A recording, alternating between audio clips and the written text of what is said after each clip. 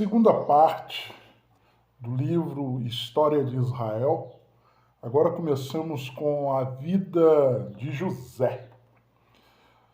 José é tradicionalmente conhecido como José do Egito.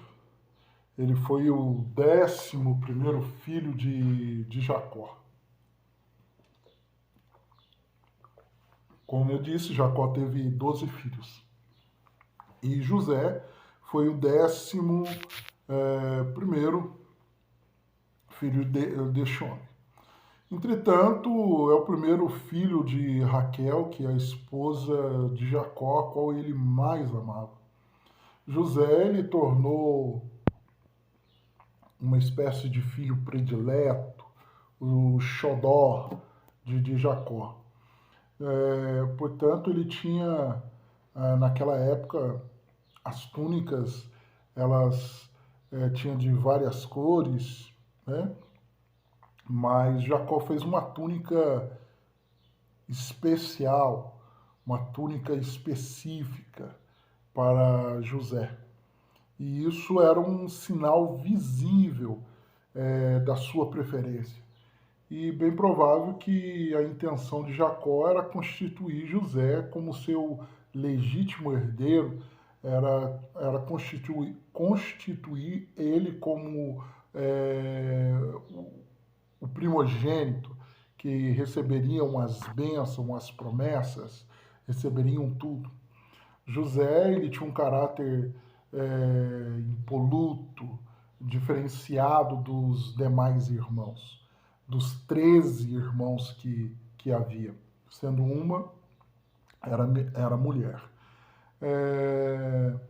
Então nós sabemos que ele tinha uma tendência fenomenal para liderança, era um jovem capacitado, era um jovem que tinha situações favoráveis para receber a primogenitura.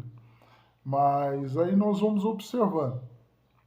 Ele casou com a filha do sacerdote de On, muito embora tenha casado com uma mulher pagã, ter governado um país inteiro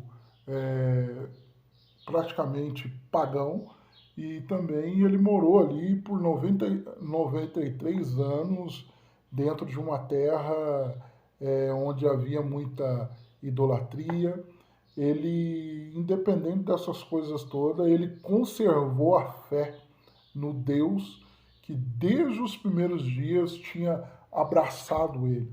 O Deus que José serviu, o Deus que José conheceu, o Deus que ele servia dentro da casa de seus pais, foi o mesmo Deus que ele continuou servindo dentro da cisterna, o mesmo Deus que ele continuou servindo quando ele foi vendido para o cativeiro, foi o mesmo Deus que ele serviu dentro do Egito, né?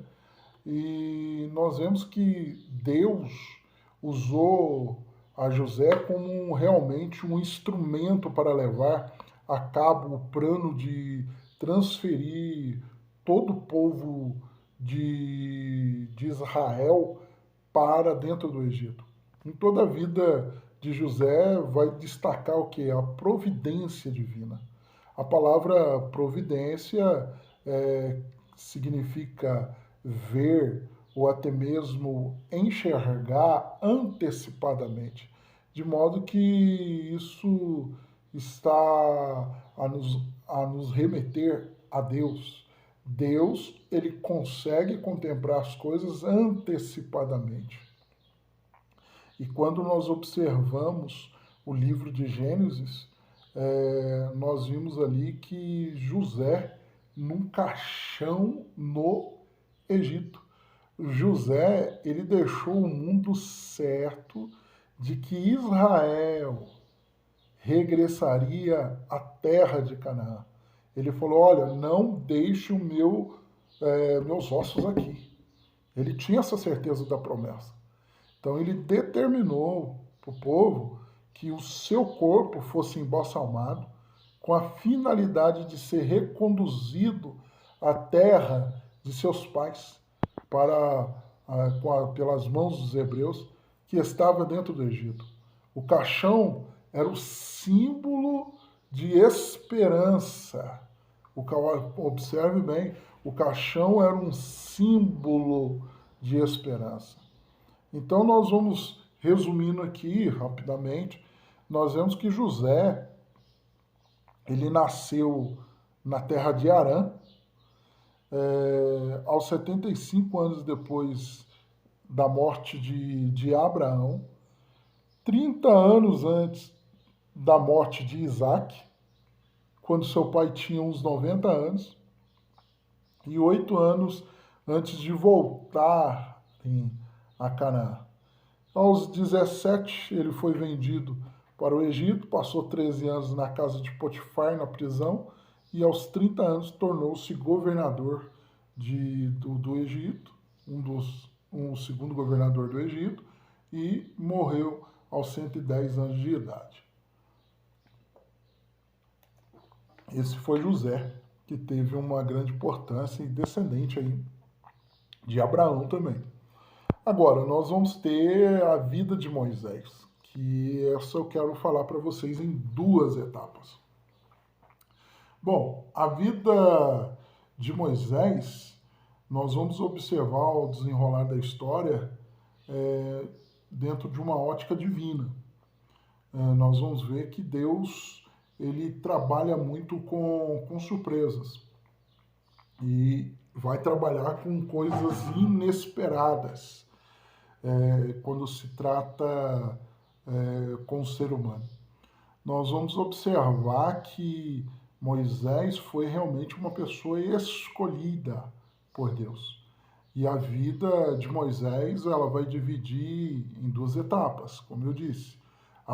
Antes dos 40 anos, na realidade, vai se dividir em três etapas.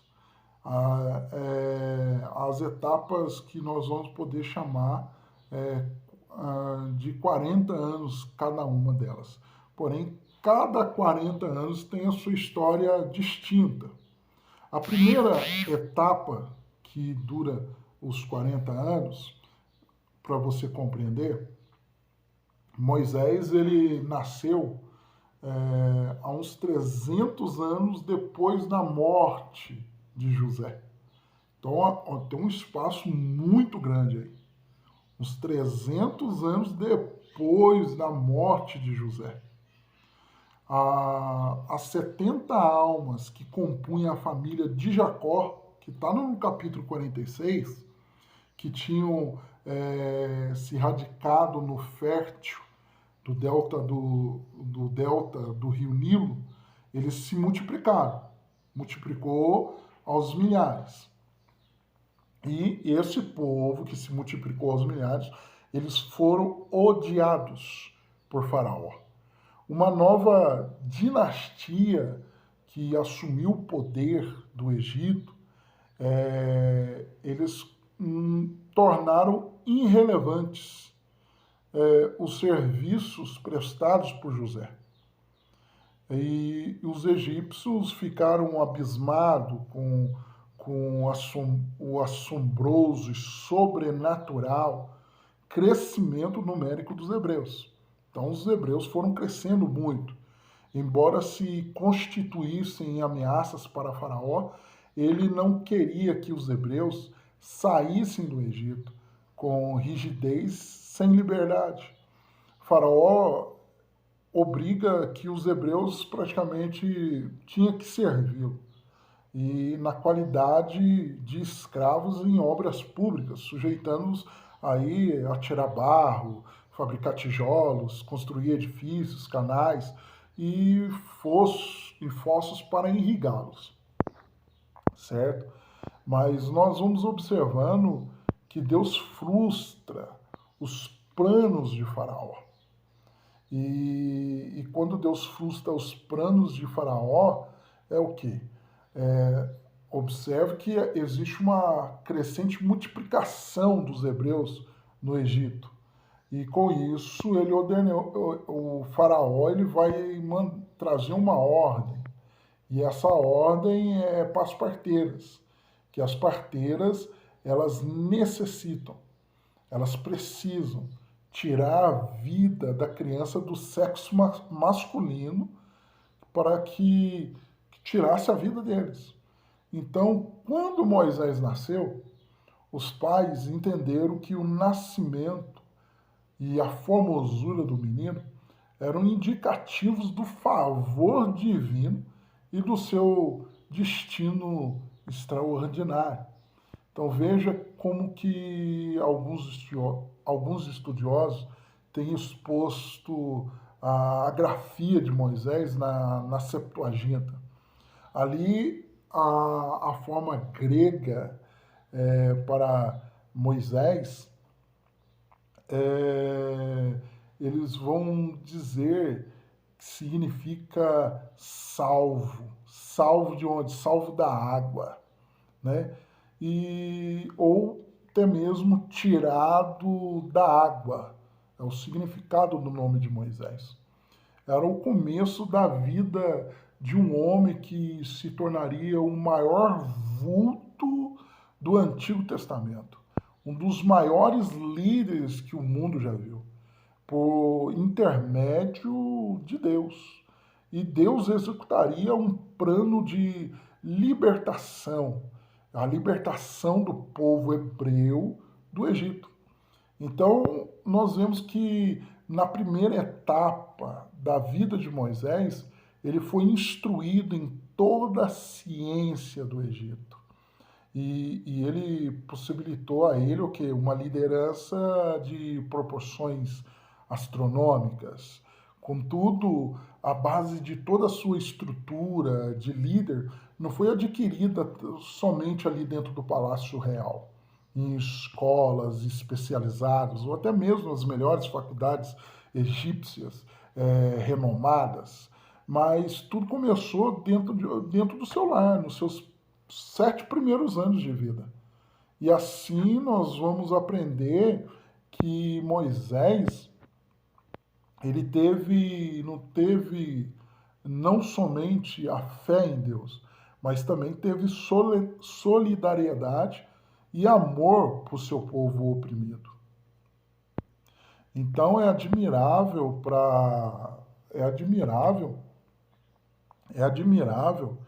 que Moisés, a sua mãe, que é Joquebede, na sua infância, infância que, ou seja, de tradições do seu povo, foram eficientemente transmitidas para Moisés. Foram transmitidas para Moisés.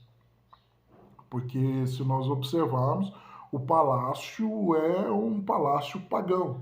Jamais poderiam apagar aquelas primeiras impressões na vida de Moisés. Moisés ele foi educado dentro do palácio do Egito.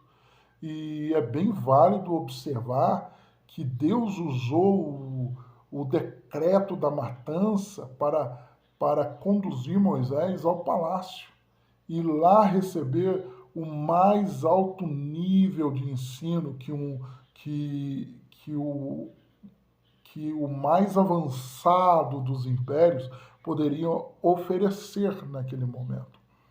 Então nós vamos ver que o homem destituído do espírito de covardia e servil de um escravo. Então o mesmo Moisés que Faraó e o Egito investiram na sua formação cultural, seria usado por Deus para detonar Faraó e o seu império. Então, nós observamos aqui a decisão de Moisés. Qual que foi essa decisão? A decisão de Moisés, em algum momento da sua história, foi o quê? Abandonar o palácio. Foi um verdadeiro contrassenso aos olhos naturais. Como explicar a questão de abrir a mão do palácio real? A fama, mordomias, status, riqueza, tudo, a pobreza, o sofrimento ali, insultos, injúrias, desonra, e que causaria a ira do rei. Porém, nós sabemos que Moisés, ele tinha uma alegria no seu coração do Egito. Era enganoso e temporário, sabemos disso. Mas quando nós observamos ali a carta aos Hebreus, no capítulo 11, que é a galeria da fé, Moisés, vai dizer que Moisés, sendo já grande, recusou ser chamado filho da filha de Faraó. Então isso indica que Moisés, sendo já adulto, plenamente consciente das suas decisões, não hesitou qual caminho que deveria escolher. Então, quando ele avaliou a riqueza visível e tangível do Egito e a riqueza invisível do céu, preferiu renunciar às heranças faraônicas e ser herdeiro da eternidade e do céu. Então essa foi a primeira etapa da vida de Moisés. Os 40 anos dentro do palácio, vivendo entre o palácio, a idolatria, e vivendo no meio do povo hebreu, que servindo ao Deus verdadeiro. Já na segunda etapa da vida de Moisés, ela se inicia com o homicídio. E esse homicídio provoca em Moisés, ele comete um homicídio e ele se torna um homem fugitivo. E ele fugiu para o deserto, viveu dentro do deserto durante 40 anos. E quais seriam os motivos pelos quais Deus permitiu tais coisas acontecerem? Em primeiro, nós vamos ver que Moisés havia se familiarizado com o povo hebreu e tentou libertá-lo com as suas próprias mãos. A verdade é que Moisés ainda não estava preparado para ser o libertador do povo hebreu nos seus primeiros 40 anos. Todo o nascimento e cultura adquirido no Egito realmente contribuíram consideravelmente em sua jornada como um legislador, mas ainda não tinha passado pelo tratamento divino, pelo o qual atingiria um amadurecimento. Era algo necessário que Moisés tivesse isso, esse amadurecimento com Deus. Ele poderia ter todo o conhecimento egípcio, mas ele não tinha um amadurecimento com Deus. Então, aparentemente, Moisés ele dava inícios, né? Ou até mesmo indícios, que eu quero dizer, que era uma pessoa imponente, a provocar a pergunta de seus irmãos: quem que tem te posto a ti por maioral e juiz sobre nós? Em nossas palavras, quem te colocou como líder, Moisés? Então, na condição de pastor, Moisés conseguiu aprender lições valiosíssimas que iam ajudar ele a liderar o povo, né? Ele aprendeu paciência, ele aprendeu humildade. Então, ele pastoreando as ovelhas, ele aprendeu como liderar um povo. Então nós vemos aí que o estágio de 40 anos no deserto foi realmente suficiente para Moisés aprender a confiar propositalmente em Deus e não na sua própria força.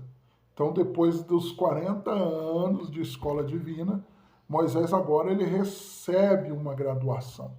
Então, primeiro, Moisés ele recebe uma graduação científica, né, tecnológica, ele recebe uma graduação na faculdade, depois ele recebe uma graduação divina, uma graduação na escola de Deus, né? E agora para ele sim dizer, olha, eu sou um líder. Em segundo lugar, o povo hebreu ainda não estava preparado também para sair do Egito. O papel característico do povo de Deus, né? Ali quando Jacó e seus descendentes chegaram ao Egito, habitaram no fértil território. Uma das regiões mais produtivas do Egito que eles estavam morando. Então, quando eles se tornaram escravos, foram explorados por Faraó, Deus queria que nascesse no coração do povo hebreu o desejo ardoso de sair do Egito.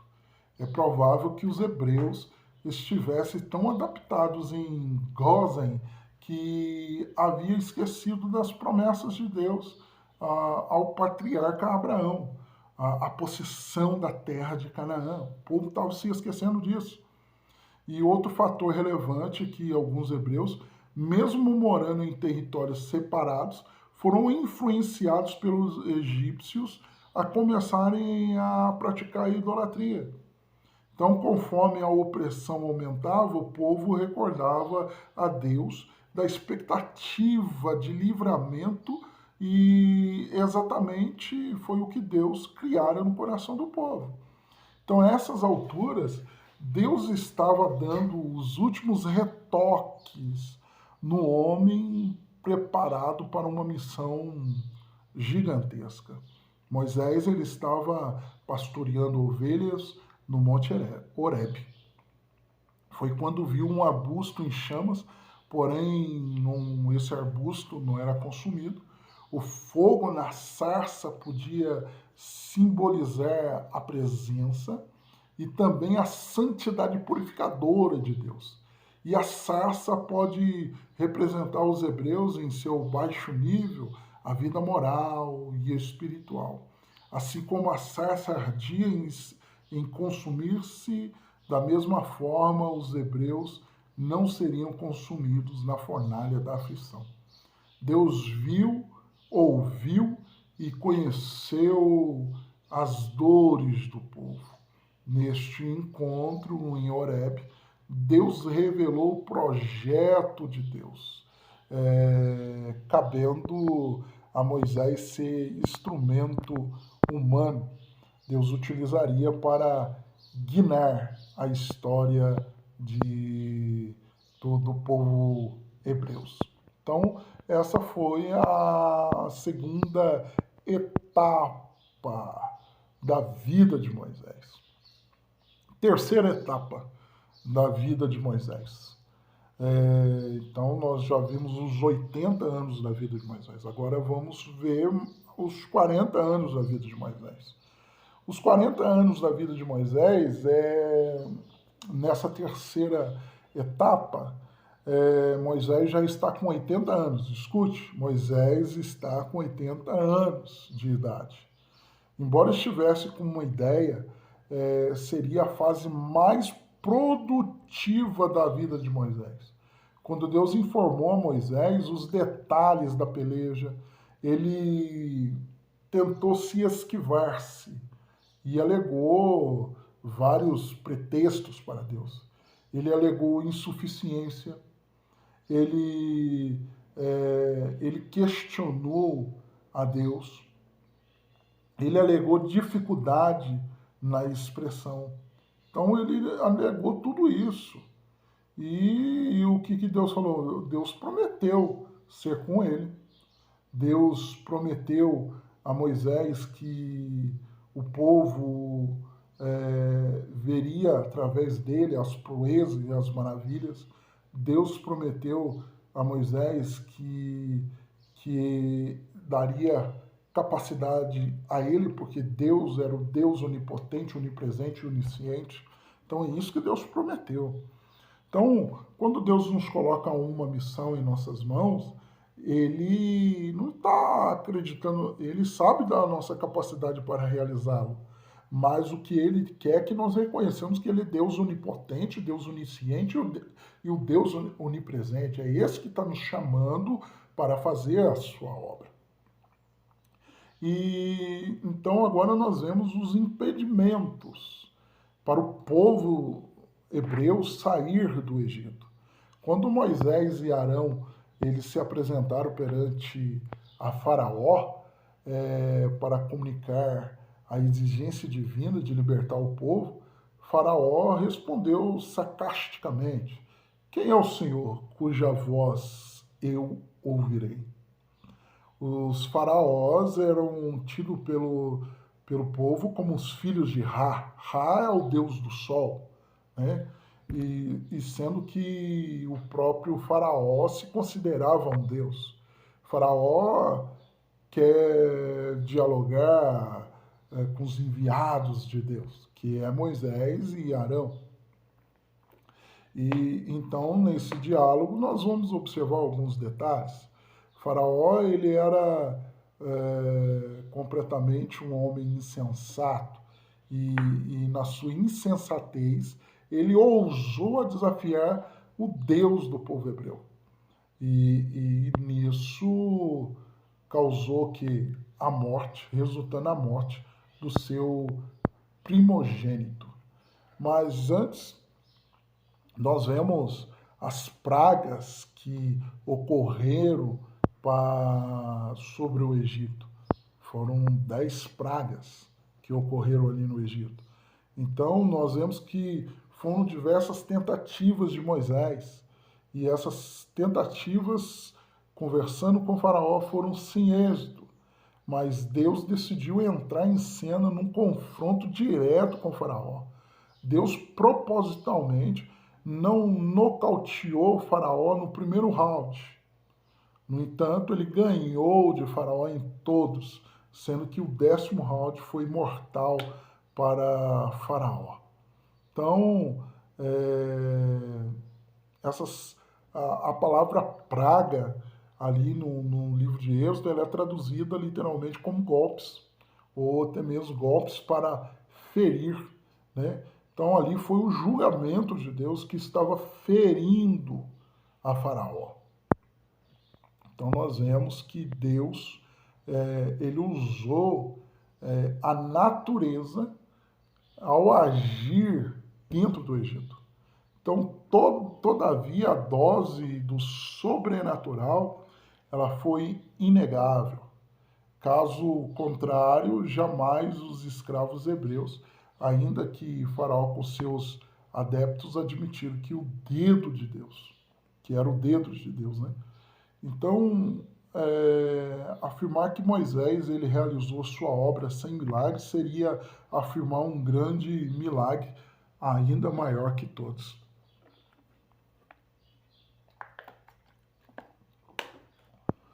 Então nós observamos que Faraó ele chega num momento que ele tem que concordar. Ele concorda com a libertação do povo. Ele concorda. Não, mas observamos algo. Faraó ele se considerava um Deus, porém o Deus Todo-Poderoso não tem e nem aceita concorrente. Deus o levantou como oponente. E se Deus quisesse, ele teria liquidado o faraó no primeiro golpe. Mas a preservação da vida dele fazia parte da estratégia divina. Deus queria ser conhecido e reconhecido dentro do Egito. A resistência ou o endurecimento do coração de Faraó era mais uma oportunidade de Deus manifestar a sua soberania e até mesmo causar uma impressão profunda, um impacto impagável, não somente aos egípcios, mas também para os hebreus. E as nações vizinhas que ficaram sabendo de todas essas coisas. Então, nós observamos que Deus queria que os hebreus fossem temidos e respeitados por todos os lugares que esse povo passasse. Então nós vemos que chega um momento que o povo sai do Egito. Como que é essa saída? O término da 10ª praga Ali nós vamos ver nos históricos, para os dois povos, foi o quê? Que para os egípcios significava o fim de um progresso crescente, enquanto do lado dos hebreus, se não fosse as 10 pragas enviadas por Deus, eles nunca alcançariam a libertação. E, consequentemente, não havia a nação israelita. Porém, Moisés instruiu o povo hebreu para que pedissem aos egípcios o que? Vasos, pratas, vasos de ouro, vestidos, essas coisas, e esses objetos não foram emprestados, mas doados, equivalentes ao pagamento de uma dívida acumulada durante várias gerações de mão de obra escrava que favorecera na grandeza do Egito. Então a orientação de pedir foi transmitida por Moisés. No entanto, partiu do próprio Deus. Os egípcios, eles prontamente entregaram os objetos. É lógico, eles estavam temendo a Deus, viram 10 pragas, né? Então, dessa forma, uma grande parte da riqueza do Egito foi repassada aos hebreus, que depois usaram uma parte dessa riqueza na construção do tabernáculo e seus utensílios. A instituição da Páscoa foi originalmente foi uma festa para todos aqueles que seriam libertos pela obediência direta a Deus. Aquele que mesma noite para os egípcios era de gemido, para os hebreus era de alegria. A palavra Páscoa é uma palavra que deriva do hebraico, que significa passar por cima ou por alto. Então, quando Deus ordenou o sinal de sangue nos portais, nos umbrais, não era devido a nenhuma dificuldade em distinguir os hebreus dos egípcios, mas porque queria mostrar ao seu povo a importância da obediência, da redenção pelo sangue, apontado para o advento do Cordeiro de Deus, que séculos mais tarde tiraria o pecado do mundo. Então, essa aliança, o sacerdote, ele oferecia sacrifício a Deus com vistas expiação dos pecados. A palavra expiação significa cobrir ou deixar de lado. Então, cobrir no sentido de aplacar a ira divina com relação ao pecado. Então, o sangue aplaca a ira divina com relação ao pecado. Porém, não era para cobrir ou deixar de lado o pecado de ninguém, mas para tirar o pecado do mundo. O verbo ali utilizado, do qual deriva a expressão dia da expiação. Então, nós vemos que então começa o comer ali, a peregrinação. Então, nós vemos a peregrinação, o povo saindo do Egito, e essa saída com destino a Canaã, aproximadamente aí o período mais curto que eles teriam era costeando o mar Mediterrâneo até chegar a Canaã, ia dar em volta de 160 quilômetros. No entanto, Moisés escolheu o caminho ao sul, o que inicialmente triplicava a distância. Entretanto, não corriam risco. Se fosse pelo norte, era um caminho tradicionalmente usado para entrar e sair do Egito, e inevitavelmente iria se defrontar com numerosas tropas egípcias. Outra razão é que ao longo na estrada da Palestina, eles encontrariam os filisteus.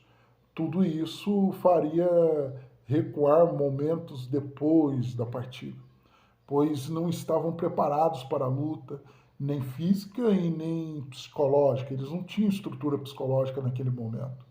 O povo simplesmente estava liberto do Egito, mas não do espírito de covardia e murmuração. Então, observe algo. Nós vemos muitas críticas aí. Por que que demorou tanto? Por que demorou 40 anos? Foi por causa disso, daquilo. Não. Vocês têm que entender que os hebreus eles estavam nas condições de escravos dentro do Egito no período de 400 anos. Então, os sentimentos de um escravo é ter medo, é ter covardia. Um escravo ele vai murmurar mesmo. 400 anos, gente. Eles acabaram de sair. Então, a única coisa que eles tinham era o quê? A vida de escravo. E eles estão agora, a única coisa que eles têm é o quê? A libertação. Então, a primeira experiência que eles vão ter mesmo, que eles, olha, realmente nós estamos libertos, é o quê? A experiência do Mar Vermelho. Então, a passagem a pés enxuto pelo Mar Vermelho foi muito mais do que um escape para os hebreus. O povo hebreu acabara de ter a certeza de que o Senhor Jeová, ou Yahvé, era o Senhor salvador do poder cruel do Egito. Eles tinham acabado de experimentar a maravilhosa libertação de acordo com a promessa de Moisés, que era o mensageiro de Jeová, o Salvador, aquele que governou todo o pensamento subsequente o povo sobre Deus. Então, havendo-se revelado o seu caráter dentro da história daquela libertação israelita, desde então reconheceram ele como Deus da história, porque tinham usado as forças da natureza naquela maravilhosa obra. Israel julgava que o Senhor era o controlador da natureza. Foi propósito divino colocar os hebreus em uma circunstância extremamente perigosa. Pela última vez, Deus endureceu o coração de Faraó dos egípcios, pois desapareceriam para sempre. Era um golpe fatal sobre Faraó. O plano de Deus era proporcionar um livramento inesquecível. Deus queria que o povo soubesse quem eles estavam seguindo e a quem eles pertenciam. Então, um milagre é tudo quanto eles contavam, eles precisavam. Então, e é um milagre inexplicável, é um milagre extraordinário. Então, conforme algumas informações históricas, a abertura do Mar Vermelho foi de 18 quilômetros. Meus irmãos, 18 quilômetros.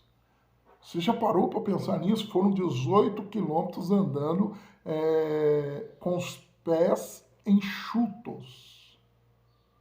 Foi 18 quilômetros um mar aberto. Então, esse livramento providencial é espetacular. Fez brotar uma confiança no coração dos hebreus que estava respaldada pelo Deus onipotente. E, ao mesmo tempo, a repercussão voaria, a propaganda dos hebreus seria imbatível, chegaria antes deles e imprimiria medo e pavor nos corações dos inimigos. Imagina os inimigos ouvindo uma história, olha, o Deus deste povo que está caminhando no deserto abriu um mar para eles 18 quilômetros. Então, uma peregrinação para eles no deserto, para Deus levar eles para a terra prometida, sim, foi um obstáculo da saída do Egito para chegar até Canaã. E esse período durou 40 anos. O deserto é um lugar totalmente desprovido de recursos comuns, é um lugar muito quente durante o dia e muito frio durante a noite. E a razão da nuvem, da coluna de fogo, era um lugar estéril e vazio. Mas Deus colocou lá uma nuvem e uma coluna de fogo. Os hebreus não tinham reservas de água, não tinham reservas de alimento, eles estavam expostos à fome, à sede, a ataques tribais. Enfim, eles não tinham uma perspectiva de vida regular. Então, quais seriam as intenções de Deus conduzir esse povo para o deserto?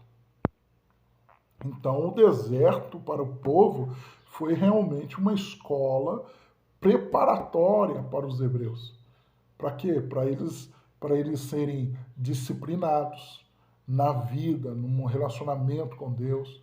Eles foram preparados para conquistar a terra prometida, é, que eles tomariam posses dali um tempo. Então a intenção divina era produzir é, no povo hebreu um padrão de um povo padrão que dependeria de Deus, que totalmente a sua fé estivesse no Deus Todo-Poderoso. Então o deserto era uma espécie de uma praça esporte, onde eles poderiam desenvolver o quê? Os seus músculos espirituais. Então a primeira dificuldade enfrentada pelo povo foi a falta de água e de pão. Cada provação era um motivo de murmuração, era um motivo de lembrança do Egito.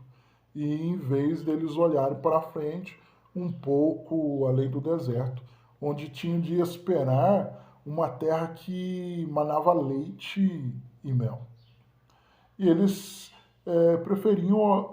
preferiam olhar para trás, onde foram escravizados, sem direito à reclamação. Um dia, uma das lições que nós vamos aprender foi que o povo foi sustentado com o maná enviado por Deus. A orientação de Moisés ao povo era que de manhã, antes que o sol nascesse, cada um pegasse a sua porção de maná. Quantia mais ou menos equivalente a 2 litros, mais ou menos. Se algum incrédulo ou avarento reservasse o maná para o dia seguinte, ele amanhecia bichado, apodrecido. Na sexta-feira, o maná tinha que ser recolhido em porção dobrada, pois no dia de sábado não caía maná do céu. Olha aí, o maná que era apanhado em excesso e guardado de um dia para o outro, apodrecia. Entretanto, o mesmo maná que era apanhado na sexta-feira para ser consumido no sábado, ficava sem um único bichinho. Isto é, evidência que Deus deseja uma dependência diária, como Jesus nos ensinou. O pão nosso de cada dia nos dai hoje. O mais curioso é que Deus determinou que Moisés pegasse uma medida de maná num vaso e guardasse na arca para que gerações vindouras conhecessem o que os seus pais comeram no deserto. Esse maná foi guardado e nunca apodreceu. Deus queria que o povo aprendesse a obedecê-lo e presenciando as suas maravilhas. O mais notável nessa questão é a quantia diária de maná que caía do céu. É inexplicável e tremendamente maravilhoso.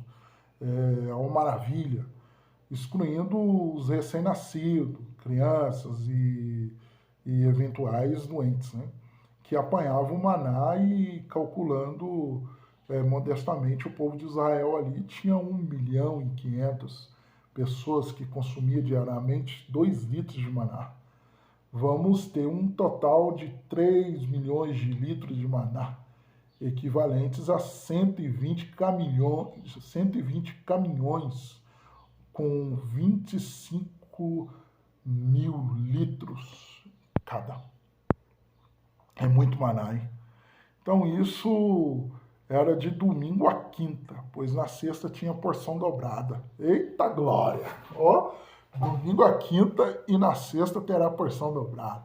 Então, o maná ele foi enviado ano após ano e cessou somente no dia em que o povo entrou na terra prometida.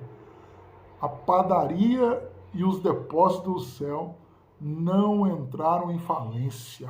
Glória a Deus, aleluia. É muito maná, né?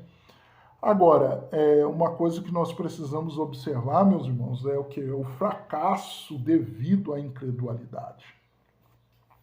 Mais ou menos uns 2 anos depois da saída do Egito, os hebreus estavam estavam acampados em Cádiz Barneia, deserto de Parã, né? A uns 80 quilômetros ao sul de Berseba, a porta de acesso a Canaã, que era a terra de Canaã, já era do povo hebreu. Faltava tão somente apropriar-se dela. Lembra? Vai lembrando da história de Abraão, de Isaac, de Jacó, né? A terra já era deles, né? Eles precisavam apropriar da terra, do direito deles. E Moisés pediu para que enviassem homens para espiar a terra. Quando nós vamos observar em Números, capítulo 13, a impressão que tal ordem partiu de Deus. Mas em Deuteronômio, capítulo 1, versículo 21, nós vamos perceber que Deus condescendeu a um pedido do povo para que a terra fosse investigada.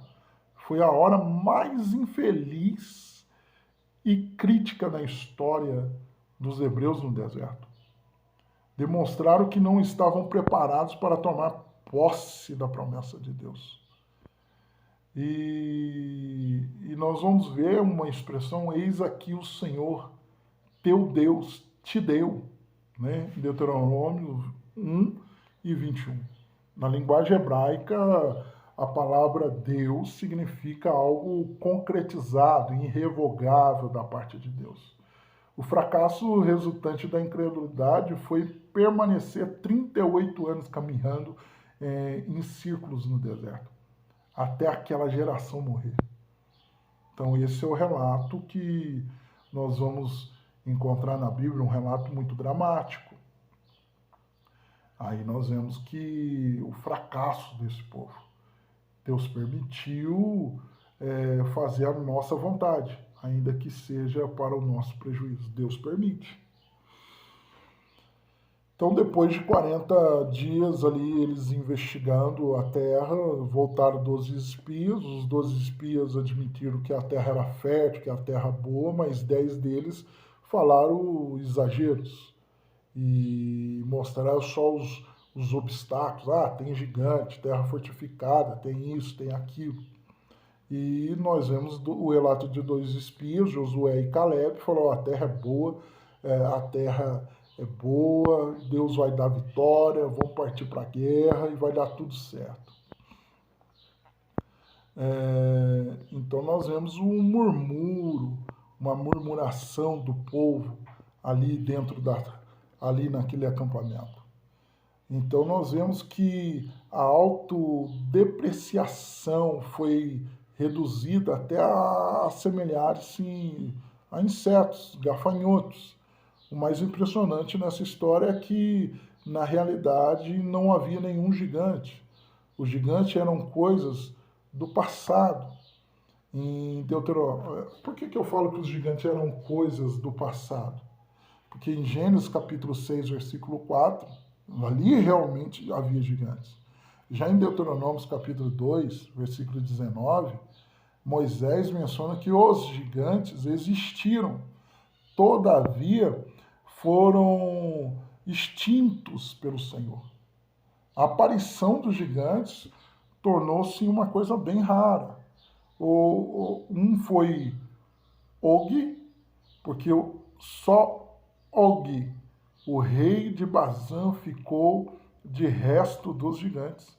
Eis que o seu leito, um leito de ferro, de 9 côvados, o seu comprimento é de 4 côvados, a sua largura. Deuteronômio, capítulo 3, versículo 11.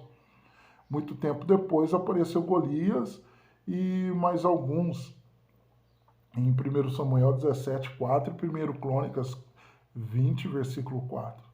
Portanto, os 10 espias covardes, eles se referiam a gigantes imaginários. Desta forma, o povo foi influenciado e provocou a Deus por algo inexistente. Muitas das vezes nós estamos provocando a Deus por coisas inexistentes. O resultado foi extremamente trágico. Uma geração com mais de 600 mil homens pereceu dentro do deserto, porque foi influenciado por pessoas que estavam com gigantes imaginários. Então, daquela geração, somente Josué e Caleb entraram na terra prometida, porque foram corajosos entre os medrosos e os covardes. Foi um povo também temido e odiado. No final da peregrinação no deserto, as notícias e façanhas dos hebreus eram interpretadas como resultado da ajuda divina. Então, Israel, quando eles chegaram nas campinas de Moabe, já próximo ao Jordão, Balaque, rei dos Moabitas, ele foi informado da aproximação dos israelitas e ficou temeroso, angustiado, e pelo que se ajuntou com os medianitas na terra, na tentativa ali de proteger suas terras. O próprio Balaque, já se traduzia o seu nome, que era destruidor, devastador, mas ele estava sentindo medo do povo de Israel. E Balaque considerou derrotar o povo antes da peleja. Como que ele fez isso? Ele foi chamar o profeta Balaão, né? Para quê? Para amaldiçoar o povo. E isso nos lembra que Faraó fez o mesmo tipo de declaração que Balaque. A declaração de Balaque foi a confissão: este povo mais poderoso do que eu. E a confissão lá atrás de Faraó também foi essa, e de Balaque está sendo esta. Então nós vemos que ele estava com medo do povo de Israel pelas façanhas e maravilhas que Deus havia feito para este povo. Então nós vemos agora os últimos preparativos do povo de Israel para adentrar dentro de Canaã. Então, aquela geração de hebreus de 20 anos de idade para cima sucumbiu no deserto, que eles expressaram na hora da murmuração, tornou-se um fato real. Ah, se morrêssemos na terra do Egito, ou se morrêssemos na terra, no deserto. Então eles morreram no deserto, foi os desejos deles. Agora, a nova geração habituada às vicissitudes do deserto, aprendendo na escola do deserto, foi moldada parcialmente, com coragem, fibra, não cresceram com a mentalidade de escravo, cresceram com a mentalidade de pessoas libertas. Então, agora a nova geração não aspirava o Egito, mas a terra prometida. Os dias de Moisés estavam se findando. Ele fez um veemente pedido a Deus: ponha um homem sobre esta congregação. O maior desejo de Moisés era que o homem fosse capaz de começar e terminar com êxito. O compromisso assumido. Deus respondeu à oração de Moisés, indicando Josué, homem que há o Espírito. Então, nós vamos observar que o historiador Flávio Josefo, ele vai dizer que Josué tinha 85 anos de idade quando assumiu o posto de Moisés. Então, gastou mais ou menos 6 anos julgando Canaã. Depois gastou o resto da sua vida governando as 12 tribos de Israel, totalizando aí uns 25 anos na liderança do povo, e Josué morreu aos 110 anos de idade. Agora, a travessia, o povo fez uma travessia do Jordão, né? A primeira empecilho enfrentado por Josué ali, a primeira dificuldade que Josué teve, ali como sucessor de Moisés, o líder da geração ali do povo, né? É, da geração ali, é, era a travessia do Jordão. Ele tinha experiência de ter passado o Mar Vermelho, mas não como líder. Agora, a nova geração tinha conhecimento desse passado histórico por meio da tradição oral. Agora, nesse particular, ele possuía uma fé de segunda mão, né? Pois tinha ouvido, entretanto, não tinha vivido o fato. Ele foi repassado pelos seus pais. A experiência vivida pode ser transmitida, compartilhada, no entanto, não pode ser transportada. A experiência do Jordão era indispensável para os futuros moradores de Canaã. Os israelitas chegaram ao Jordão e exatamente na época do transbordamento. E nesse período do ano, o mês de Nissan, que é equivalente ao mês de, dentro do nosso calendário, é equivalente ao mês de abril. Era o tempo da colheita da cevada. O rio o rio estava transbordando as suas ribanceiras devido ao grande volume de água originada das neves dissolvidas pelas altas temperaturas da região do Líbano. Era impossível ser atravessado por meios naturais. Os cananeus eles podiam olhar para a enchente como barreira, bloqueio, impedimento do avanço dos israelitas, enquanto a mesma enchente era encarada pelo povo de Deus como mais uma oportunidade de vitória. Não existia barreira intransponível quando Deus está conosco. Não existe isso. As águas do Jordão se abriram quando a arca foi colocada à frente de tudo. Então a presença de Deus foi manifesta. Quando o povo desarmou as tendas, ficaram em prontidão. E quando os sacerdotes molharam os pés, ou seja, convicção da vitória, ainda que seja no último passo, a fé sempre será honrada por Deus. Então essa aí foi uma vitória gigantesca. Então a primeira conquista em Canaã foi Israel, eles estavam ainda em Sintim, que era o último acampamento deles, né? Antes da passagem do Jordão. E mesmo o local onde Moisés estabeleceu Josué como sucessor, foi daí que Josué enviou 2 espias até Jericó com o propósito de inspecionar a cidade. Quando os espias chegaram a Jericó, ficaram refugiados na casa de Raabe, pois ela ouvira dos milagres realizados em favor de Israel, estava convencida que Deus dos israelitas era o único Deus verdadeiro. E ao deparar com os espias, decidiu arriscando a sua própria vida, a vida da sua família, protegendo a vida desses espias. O povo de Israel não era temido pelo poderio militar, mas pela presença de Deus entre todo o povo. Os portões da cidade foram fechados por causa de Israel. Ninguém saía ou entrava. Segundo fontes históricas, a cidade era protegida por 2 muros.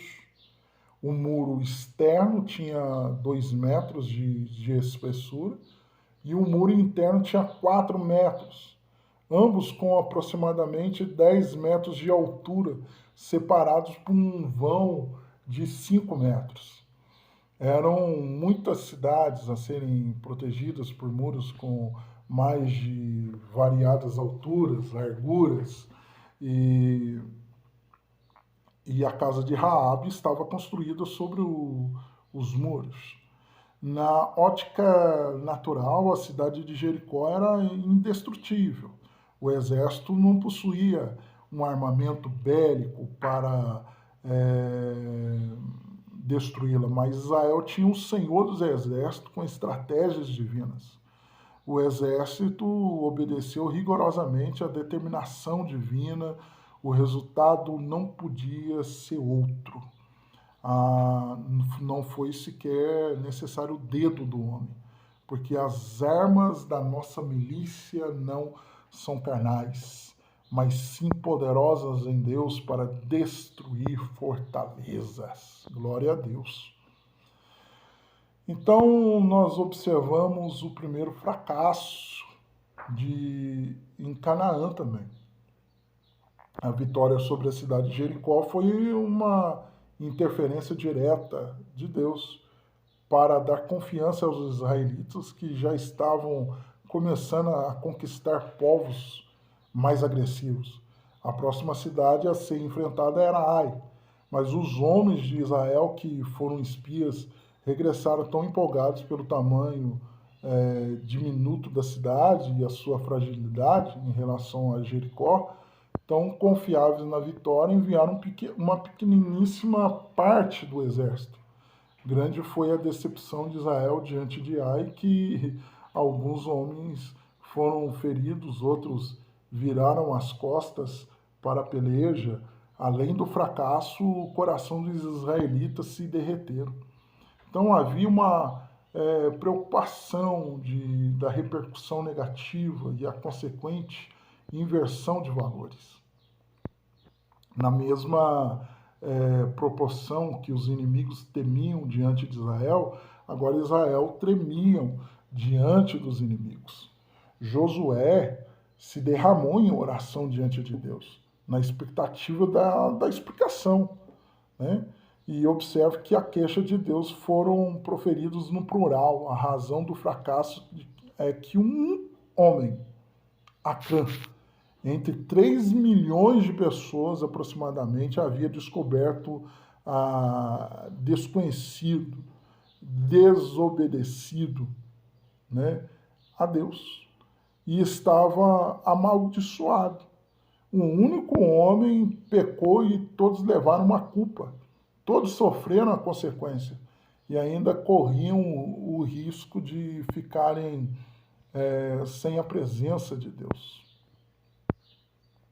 Então nós vemos aí essa derrota amarga de Israel. Então, meus irmãos, esse foram o capítulo 2, né? Foi dividido em 2 vídeos. Então, a primeira parte é o vídeo onde nós vamos falar onde nós falamos sobre Abraão, Isaac, Jacó e Josué e Moisés. Falamos desses 5 homens e para a próxima aula nós vamos nós vamos abordar um outro assunto, que nós vamos falar sobre o período do reinado aos exílios. O período do reinado aos exílios. Então nós vamos falar sobre os reis e como Israel chegou dentro do exílio. Muito obrigado. Deus abençoe a sua vida em nome de Jesus.